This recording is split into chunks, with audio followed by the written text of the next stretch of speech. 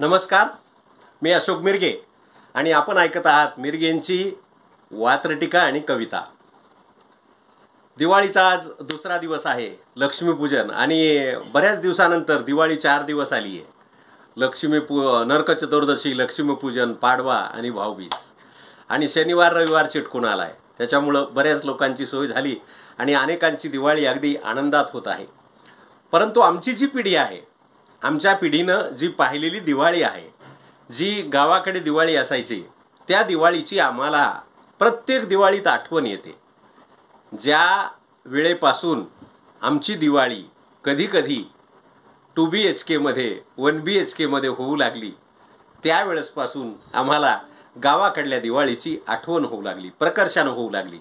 आणि नेमका हाच विषय घेऊन मी आजची कविता आपल्या समोर सादर करणार आहे की ते दिवस कसे होते मंतरलेले, ते दिवस कसे भारलेले होते, त्या दिवसाची आम्हाला किती आठवण येते आणि ती एक एक आठवण आम्ही कशी हृदयात जपून ठेवलेली आहे, हे नक्कीच माझ्या पिढीचे जे लोक आहेत त्यांना बरोबर ही दिवाळी अगदी आवडणार आणि प्रत्येक ओळ ना ओळ त्यांनी या कवितेतली अनुभवलेली आहे।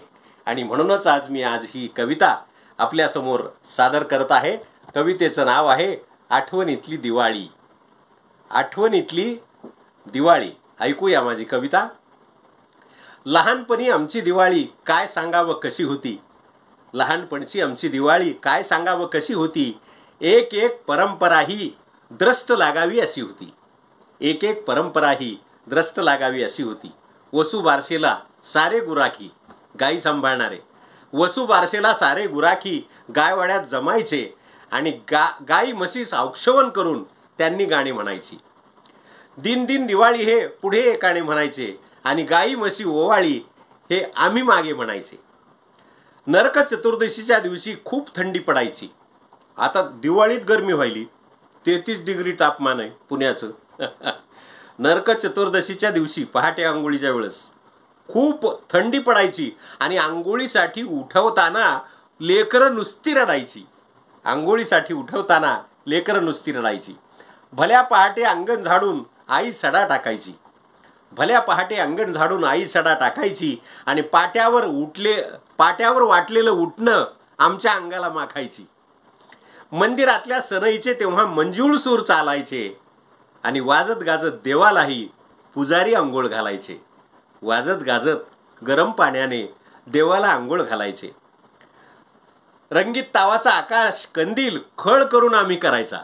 खळ नावाचा एक पदार्थ असायचा, गव्हाचं पीठ शिजवून त्याचं चिकट पिठलं तयार करायचं, त्याला खळ म्हणायचं।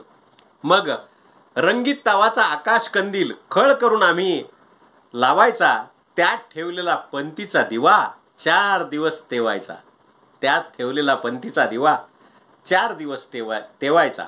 वाटून आलेले फटाके आम्ही पुरवून फोडायचे, वाटून आलेले फटाके आम्ही पुरवून फोडायचे आणि वात नसलेले तोटे पुन्हा एकमेकाला जोडायचे, कारण पुन्हा वाजवायला मिळत नव्हतं, जेवढं वाटून मिळालं तेवढंच वाजवायचं। चुलत मालत सावत्र सगळे एकत्र यायचे, चुलत मालत सावत्र भाऊ सगळे एकत्र यायचे आणि 4 दिवस आमच्या वाड्याचे जणू गोकुळ व्हायचे। पेटत्या चुलंगनाचा धूर सगळ्या अंगणात पसरायचा, पेटत्या चुलंगनाचा धूर सगळ्या घरात पसरायचा आणि अंगणातल्या पाण्यावरून कधी कधी पाय घसरायचा, अंगणात पांगलेल्या पसरलेल्या पाण्यावरून कधी पाय घसरायचा। कशाहूनही एकमेकाची आम्ही खोडी काढायची, कशावरूनही आम्ही खोडी काढायची आणि ताईने काढलेली रांगोळी गुपचूप जाऊन मोडायची, ताईने मेहनतीने काढलेली रांगोळी गुपचूप जाऊन मोडायची। लक्ष्मीपूजनाला पाटील वाड्यात निमंत्रण असायचे, लक्ष्मीपूजनाला पाटील वाड्यात तो थाट ते निमंत्रण असायचे आणि वडिलांसोबत आम्ही सुद्धा मोठ्या माणसात बसायचे। मिळत नव्हतं मोठ्या माणसात बसायला, पण मुद्दाम वडिलांचा हात धरायचा आणि 4 चौघात आम्ही जाऊन बसायचं, हौस असायची।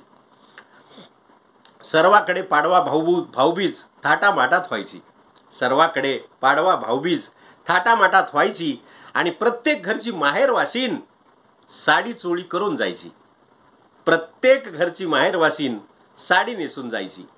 4 दिवस मित्रासोबत रोज फराळ असायचा आणि कोरड्या शुभेच्छाचा वर्षाव त्यावेळी कधीच नसायचा.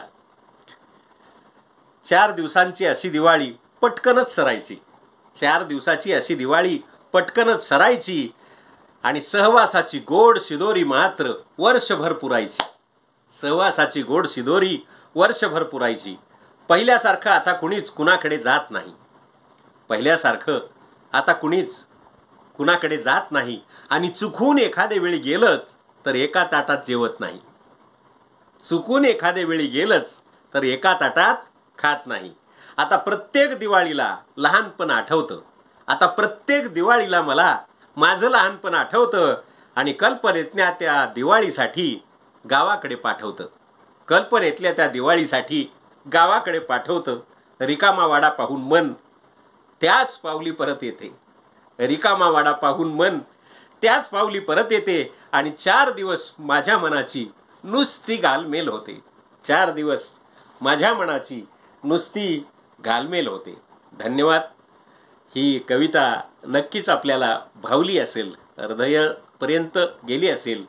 ही कविता आवडली असेल तर नक्कीच माझ्या यूट्यूब चॅनलला लाईक करा, शेअर करा, कमेंट करा. पुन्हा एखादी कविता घेऊन मी आपल्यासमोर येईल.